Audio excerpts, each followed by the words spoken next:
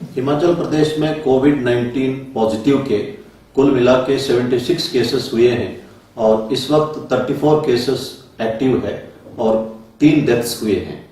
पिछले कल एक व्यक्ति बड़सर के गलोड़ से बिलोंग करता है, राजकुमार नाम का 52 ईयर व्यक्ति का डेथ हुआ है। ये बहुत अफसोस की घटना है और मैं पुलिस विभाग की तरफ से राजकुमार के फैमिली मेंबर्स को संवेदना व्यक्त करता हूं। इस वक्त पूरे देश में 86,000 केसेस हुए हैं और 2,750 डेथ्स हुए हैं, लेकिन चाइना के कंपैरिजन में हमारा केसेस बढ़े हैं, लेकिन डेथ रेट चाइना में 5.5% था और हमारा 3.2% है। हमारे देश में 35% रिकवरी रेट है। ये संतोषजनक है। शिमला के बारे में कुछ लोग सोशल मीडिया में लिखते हैं कि शिमला कोविड फ्री है। मैं ये समझता हूं कि ये कहना उचित रहेगा कि अभी तक कोविड-19 पॉजिटिव केसेस शिमला में डिटेक्ट नहीं हुआ है। हमें इस मामले में कभी भी ओवर कॉन्फिडेंट नहीं होना चाहिए और पूरा प्रिकॉशंस लेना चाहिए। इंस्टीट्यूशनल क्वारंटाइन के बारे में कुछ कंफ्यूजन है, मैं क्लैरिफाई करना चाहता हूं। जो लोग रेड डिस्ट्रिक्ट से हिमाचल आएंगे उन्हें इंस्टीट्यूशनल क्वारंटाइन में रखा जाएगा। 6-7 दिन के उपरांत उनका जब टेस्ट किया जाएगा, अगर टेस्ट में नेगेटिव आता है वो बाकी टाइम होम क्वारंटाइन में रह सकते हैं। Institutional quarantine plus home quarantine कुल मिला के 14 दिन का रहेगा और जो होम क्वारंटाइन का आदेश होगा उसका कड़ाई से पालना करना होगा। लेकिन अफसोस की बात है कि अभी भी लोग होम क्वारंटाइन का नियमों का पालना नहीं कर रहे हैं। यहां तक है कि एक व्यक्ति जो मुंबई से आया था और हरोली पहुंचा था, उसने एक झूठा एड्रेस दिया था मोहाली का जो ऑरेंज जोन था और होम क्वारंटाइन में चला गया। अब पॉजिटिव पाया गया, उसने अपना फैमिली मेंबर्स को खतरे में डाला है। इसके ऊपर मुकदमा दर्ज किया।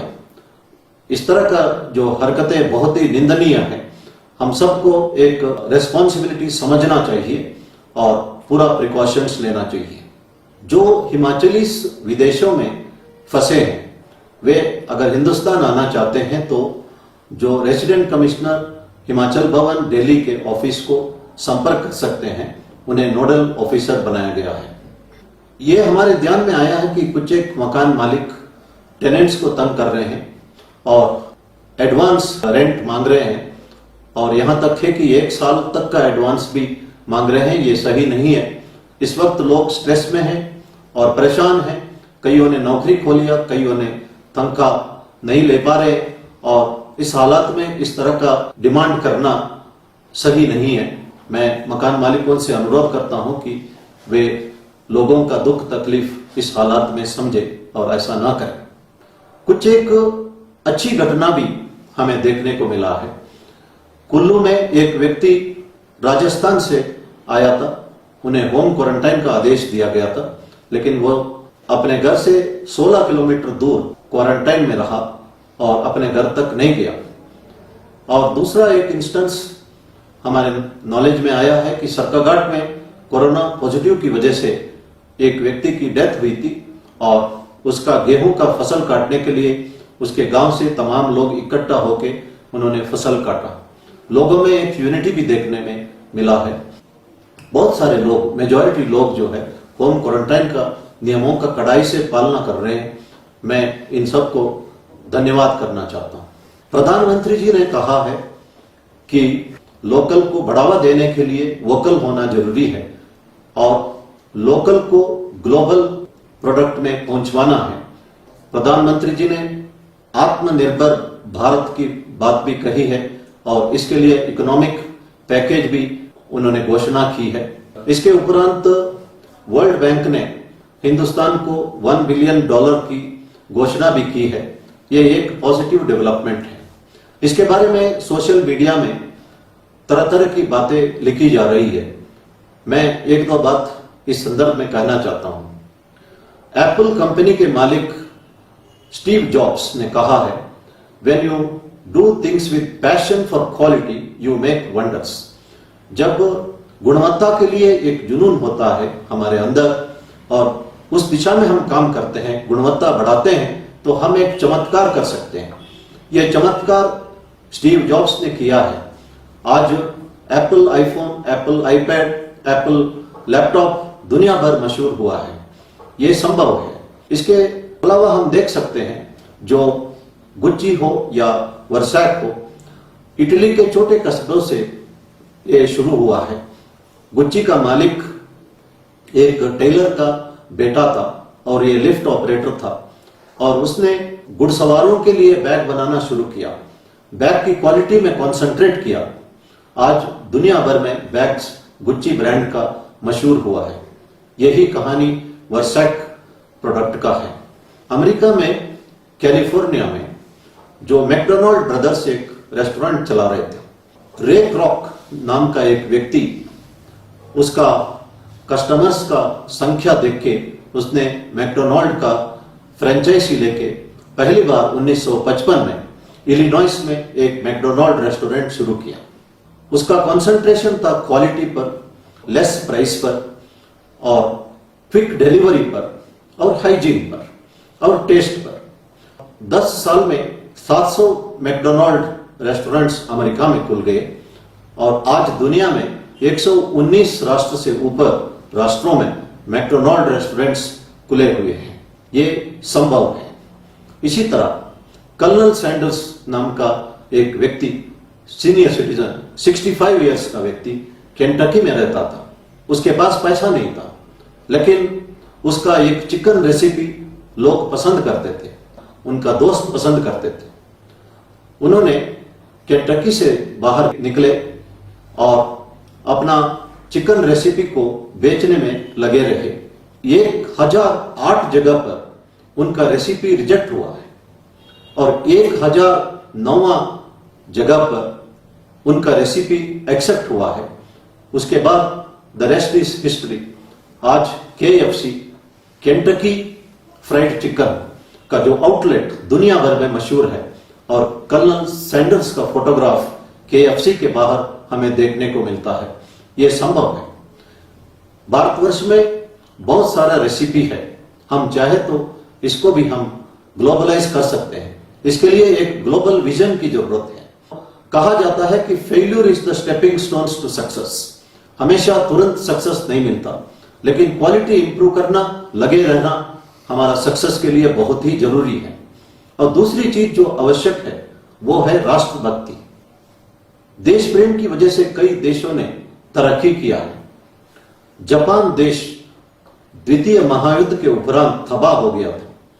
आज जापान दुनिया के सेकेंड वर्ल्ड इकोनॉमी बना है। जापान में 80% पहाड़ है, लेकिन दुनिया भर से रॉ मटेरियल लाके फिनिश्ड गुड्स जापानीज बेचते हैं।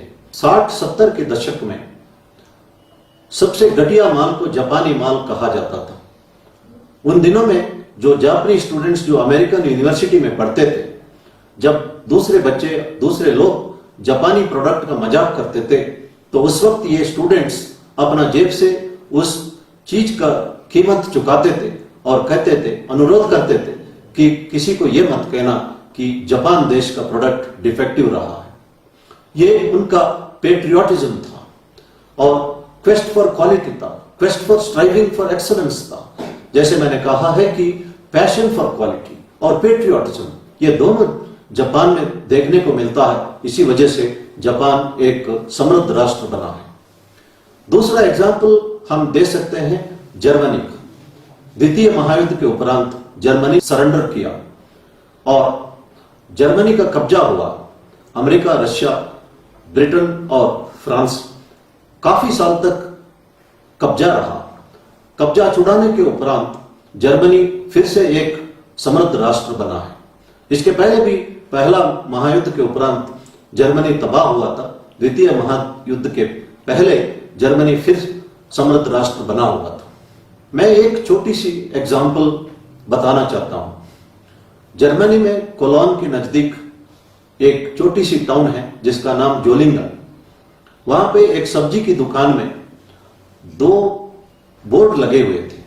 जो गाजर स्पेन से इंपोर्टेड था वो अच्छा क्वालिटी का था और उसका दाम आधा था, और दूसरा जो लोकल प्रोड्यूस्ड गाजर था उसका दाम दुगना था और क्वालिटी इतना अच्छी नहीं थी। लेकिन मैंने पूछा दुकानदार से कि इस तरह का बोर्ड लगाने से लोकल प्रोड्यूस कैसे बिकेगा। उसने कहा कि थोड़ी देर देखते रहना।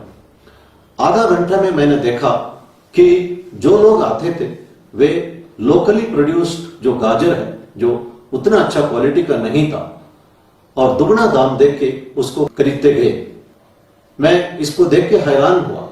ये जर्मन लोगों का देशभक्ति था। हम सोच सकते हैं कि अगर शिमला में जो इंपोर्टेड एप्पल्स होते हैं या लोकली प्रोड्यूस्ड एप्पल्स होते हैं और अगर इंपोर्टेड एप्पल्स अच्छा क्वालिटी का हो और सस्ता हो, क्या हम ये कर सकते हैं? ये सब सवाल हमको अपने आप को पूछना है। जब हम लोकल प्रोड्यूस को एनकरेज करेंगे तभी वो ग्लोबली कॉम्पीट कर पाएंगे। इसके लिए एक ग्लोबल विजन की जरूरत है और पैशन फॉर क्वालिटी की जरूरत है और देशभक्ति की जरूरत है। प्रधानमंत्री जी ने कहा है कि इस संकट की घड़ी में जब हिंदुस्तान में एक भी पीपी किट उत्पादन नहीं होता था और N95 मास्क ना का बराबर प्रोड्यूस होता था, आज देश में 2 lakh per day PP kit और 2 lakh per day N95 mask produce हो रहे हैं। ये संभव है। इस वक्त साइंटिस्ट हमारे डॉक्टर्स लगे हैं वैक्सीन और मेडिसिन की खोज में और हमारे इंजीनियरिंग स्टूडेंट्स ने भी पोर्टेबल वेंटिलेटर्स तैयार किए हैं। एक रिस्ट बैंड जिससे हम कोई भी चीजों को हाथ डालते हैं तो यूवी रेस या सैनिटाइजर्स की द्वारा स्प्रे हो जाता है और डिसइंफेक्ट हो जाता है, उसकी तैयारी की और टचलेस डोरबेल तैयार की। तो देश अगर इकट्ठा हो जाए और हम लगन के साथ अगर इन्वेंशन करें, हिंदुस्तान कुछ भी करके दिखा सकते हैं। इसलिए हम सब इकट्ठा होके इस वक्त प्रधानमंत्री जी का बातों को समझें और आत्मनिर्भर भारत बनाने में हमारा सहयोग करें। धन्यवाद। जय हिंद। मैं करतार सिंह कुला, कांग्रेस मंडल अध्यक्ष रूड़ू। आप सभी को जिस तरह मालूम है कि पूरे विश्व में, भारत में तथा हमारे हिमाचल प्रदेश में जिस तरह से ये कोरोना महामारी का प्रकोप बढ़ रहा है, आप सभी इसमें जो भी आपको नियम बताए गए हैं, सरकार के दिशा निर्देश हैं, उनका पालन करें। आप सोशल डिस्टेंस का ध्यान रखें, सैनिटाइज़र का प्रयोग करें। आप जिस प्रकार से भीड़ भाड़ वाली जगह से बचें। अगर आप किसी अवश्य कार्य से के लिए अपने शहर आते हैं, मार्केट में आते हैं, तो आप एक तो सोशल डिस्टेंस का ध्यान रखें। मैं मोहनलाल ब्राक्टा, विधायक रूड़ू विधानसभा क्षेत्र रूड़ू की प्रमुख जनता से और सभी लोगों से आह्वान करता हूं कि आप ये जो हमारी महामारी चली हुई आजकल कोविड-19, जिसको हम कोरोना के नाम से भी जानते हैं, इस दौरान आप जो है सरकार, चाहे केंद्र सरकार के नियम है, चाहे हमारे प्रदेश सरकार के नियम है, उनका पालन करें, सोशल डिस्टेंसिंग रखें और दूसरे जो भी समय समय पर बताए गए नियम हैं उनका आप अवश्य पालन करें। जैसे अगर आप मास्क लगाना ना भूलें, दूसरी सोशल डिस्टेंसिंग होगी।